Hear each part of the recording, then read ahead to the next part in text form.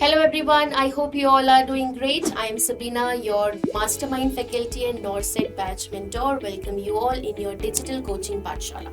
So today let us quickly revise the 5 important golden point related to this very beautiful endotracheal tube. Point number 1.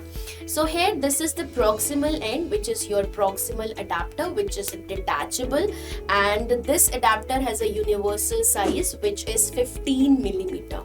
Second point is the size of this endotracheal tube. It is usually in your millimeter. They are represented by millimeter, which means internal diameter. Now you have to give more focus on the size of millimeter, because if you all remember NORCET previous year question में French के ऊपर question पूछा गया था, that what does French represent. Similarly here the size of endotracheal tube is represented in millimeter, जिसका मतलब होता है internal diameter. Another point, this endotracheal tube is the cuffed one, and the normal cuff pressure of this endotracheal tube is in 20 to 30 centimeter of H2O. Third important point, this endotracheal tube has a radio opaque line which is visible in X-ray.